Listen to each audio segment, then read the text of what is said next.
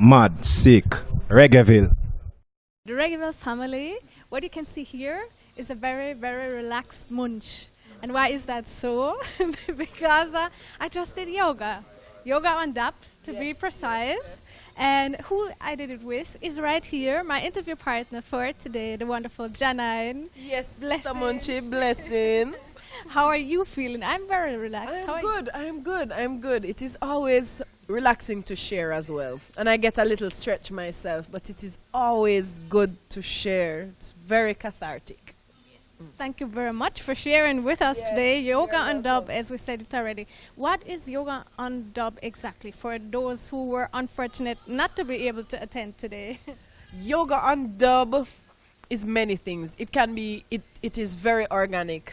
What it really is just my journey in yoga and my sharing it. I was trained as a Iyengar teacher and I train all the time. I try to share my practice with a lot of the people in Jamaica. Yoga is very new to, especially like the inner city communities of Jamaica and the local people. They don't know the benefits of this, but they are naturals at it. So the moment you tell them you do yoga, they're like, really, show me something, and you show them and they're so naturally good at it. So yoga on dub is just a way to use the dub, the music that they are used to help them to become comfortable enough in a space to explore their own body and build their own practice. Yes? So when I carry yoga on dub on the road, it is an opportunity to bring yoga to the reggae music community who probably heard about it and don't know, don't practice it, and partner with, I didn't have a yoga teacher with me today, it was just me. So usually I have a yoga teacher from the area so that when they, get into the practice, there's somebody to leave them with. A studio that I can say, you go here now, right? And promote it in that way. Because it's Rastafari and yoga are two natural things that go together. Because if you know what yoga means, yoga is not exercise, it is livity. Just like Rastafari, it is how you eat, how you treat each other, how you treat your environment, how you treat your body, and how you live every day and connect with your breath. And it is the same principle that Rastafari maintains of awareness and oneness and unity with the highest self. So we know His Majesty was also a yogi. Leonard Howell was also a yogi. So we know within our tradition, our elders know the benefits. So definitely important to pass it on because there's a lot of negative stigma about it because people just don't know. And so I think breaking ignorance is important because yoga is an important way to liberate people who are very full of tension and trauma. Yeah, so we use it as a healing tool. Yeah. How is that livity that you mentioned already practically reflected in your daily life? Practically, what is your diet, for example, other things? Okay, well, my diet, I don't eat any animal products. I don't kill anything to eat. I eat honey. I have been eating it since I was a little girl. I know the vegans are like, oh my gosh, you eat honey? We're going to excommunicate you. But yes, I think, diet needs to be something that you can sustain and something you understand and can honor. So I don't eat animals because I just energetically I don't want to do that. As well as for my body, animal flesh, my body doesn't process it very well. And I ate meat for a very long time because in Jamaica, everybody eat meat. Yes? Even though that's really not our natural way to eat, But we've come into this whole eating meat and very heavy, and now it stays in our system for so long. And so we are heavy and we're weighed and we have fat deposits all around our colon, and it's really unfortunate, and it's hard to tell people to change their diet. So we don't judge anyone, but we just encourage at least, even if you're not going to stop, take 1 day of the week or 2 days of the week and just give your system a break, purging and burning. So yoga is good too because it builds that internal fire and it will let you sweat out toxins out of your body if you need to, So that is important, how we eat. So I try to make sure that I incorporate some exercise, some kind of stretch into my day. Because asana, which is the exercise part of it, which is the stretching and the breathing, that is just one aspect of yoga. And really the highest form of yoga is meditation. So it is moving toward, not movement, but stillness. And making the breath so consistent, it's almost like you're not breathing. So really, the real masters of yoga, they probably only sit.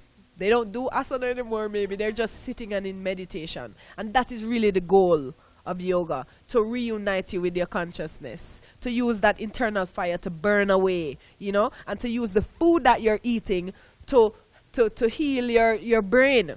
Because we know that a lot of the food and the things that they put in our food calcify our pineal gland.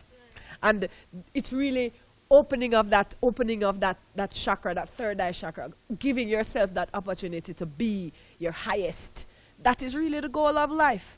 It changes your perspective, it changes your life if that is your journey. All of us may not attain it, but just moving toward it is a good step, you know. So it's just encouraging people to do that and reminding myself to do that as well. Many people today said that, or some of them said that they were beginners. My first yoga class was with you once. So how did you personally first start with the yoga? How did you hear about it? And then how did you practically start with it? When was that? I think I heard about yoga all the time. I don't remember the first time I heard about it, but it was never something I practiced. It was just something far away people did in Hawaii on TV. But I remember when I started to practice at the 2009-2010, I was given an opportunity to train as a teacher because there was a woman, Subhadra Bowman, who is a Jamaican living in California for a long time. She'd been practicing yoga for decades, and she was really an exceptional teacher. And she encouraged me to do the training, and I did the training, and I went through the training. And then when it got to the time for this, and I'm top of the class, and when the time for the assessment is like, I just never do well with the teaching style that they want me to. Like, I learn everything I need to learn, but I don't want to teach that way because it's not practical for my environment. I don't think a class has to be, you know, everybody has their mats and there's this music and there's that, and it doesn't have to be that way. When you carry yoga to get up people, them not have no mat. You have to can whip out some cardboard and sit down and show them in the dirt, you know. You have to be able to bring it to people where they are. And I believe in that. I believe because remember, Kemetic yoga is a different principle from Hatha yoga. And you have so many different styles of it, so there is no rule. I refuse to believe that. There are principles that are good. There are mantras that are powerful sounds, and you know, all of this comes together. And there is the scripture, and there is Sanskrit you can learn and study for 9 years, and there's all of that. But at the same time, there is the breath. And that is what really drew me to it. So when I started to practice, I just thought, how can I share this? And I didn't want to necessarily make money from it or be a teacher because I'm a musician. I wanted to just find a way to share it. And so when I was in the class and the people around me were thinking about how to start their yoga teaching career, I was thinking, how can I give this away for free? And that's kind of what I've been doing with it, you know, just sharing it however I can, wherever I can.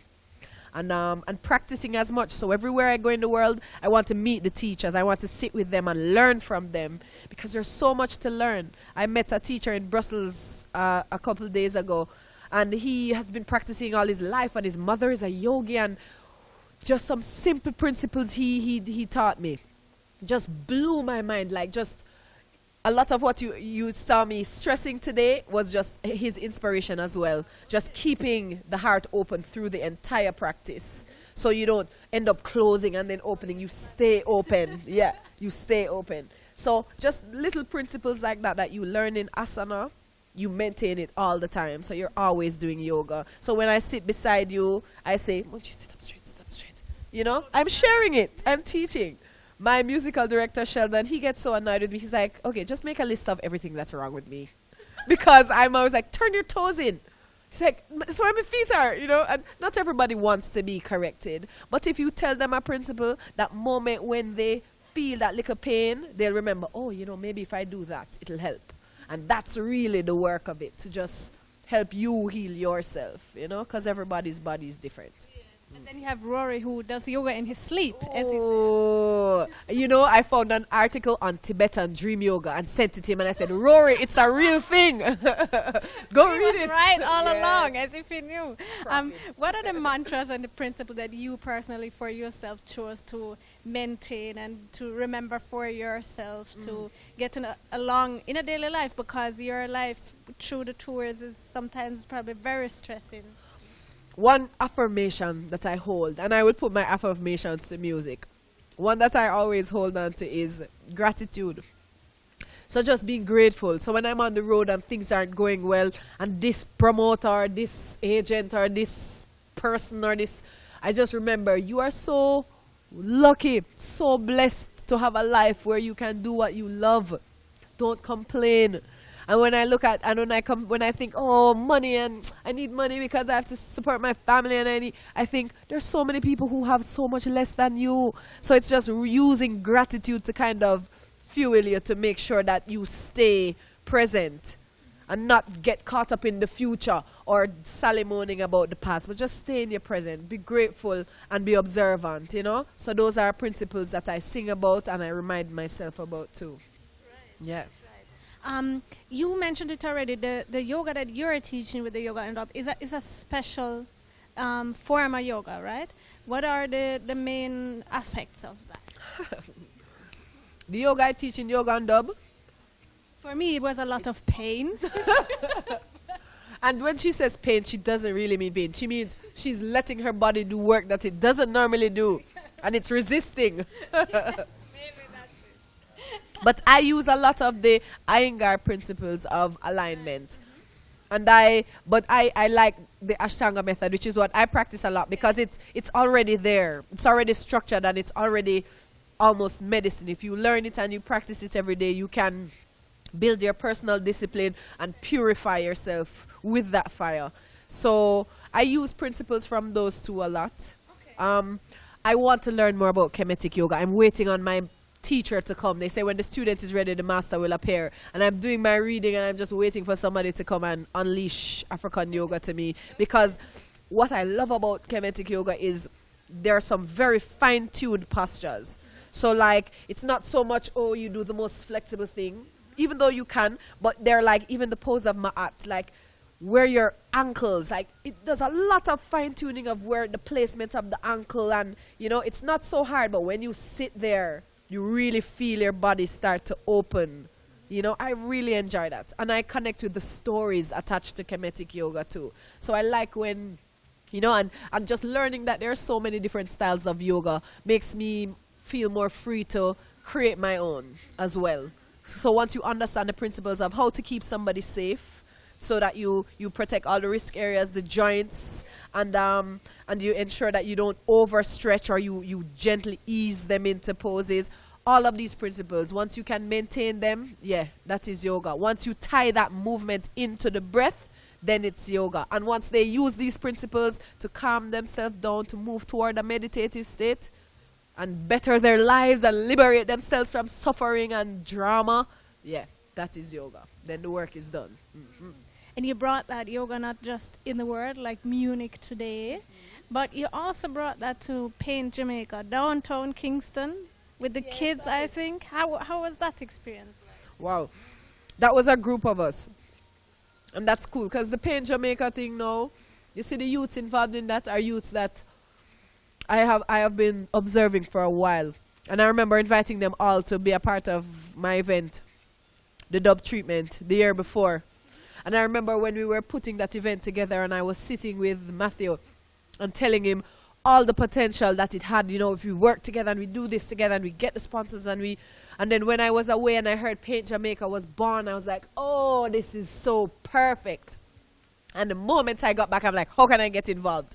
And they told me a yoga session was going to be scheduled, and I just went and I just served, you know. So it's just that, it's just going wherever you can serve, you know. Yeah. What the people can do that are not with you and cannot attend the classes, they could still follow you on Instagram, because all the while you're posting some pictures. But you can't learn from looking at those pictures. You have to. And then go to YouTube. these poses are crazy. Some of them. Some of them even I have never tried, and I'm like, how am I supposed to do that? Yeah, right. But you know, you have these challenges where every day you're supposed to do another challenge, and I'm on the road, and I'm like, how am I gonna get to do this? I'm like, okay, somebody hold this for me, and I'm in the airport, and I'm trying to put my foot around my neck. Right. But you know, it's just honoring, and sometimes that's not even the best to jam yourself into that. It's really just about easing yourself into it. It's not about being the most flexible. It's not to approach yoga from a place of ego. It is to approach it from a place of humility and surrender. And you will really get the best out of it. If you're trying to rush to be the most flexible, you will injure yourself. I have injured myself. You know, and if you're very strong, you will injure yourself if you don't become flexible. So a lot of people doing this gym thing now and getting very strong and rigid, but you have to stretch. You have to open the fascia and release and make sure there is movement so that, you know, if you don't bend, you will break. So this is what we're promoting. Bending, not breaking. Good, right. good. Where can people maybe next catch a yoga class with you? I think you're going to be touring the US, East Coast and West Coast. so- Are you maybe going to do yoga on dub there as well? No, this first run that I'm doing in July, there will be no yoga on dub. It's 9 shows in 9 days. There is no time. For yoga. All right. But I will be back in the States in September, October, and we're going to be up in the green areas where the ganja is flowing, and it's going to be yoga on dub and chalice station. So we're incorporating now the steam chalice to teach you how to breathe and really expand your lung capacity. Yes, get that medicine in. And then once you're kind of in that meditative state now, to put you into that yoga vibration, you know? More of a yin vibe where you're just holding for a long time and letting gravity just open and release you, you know?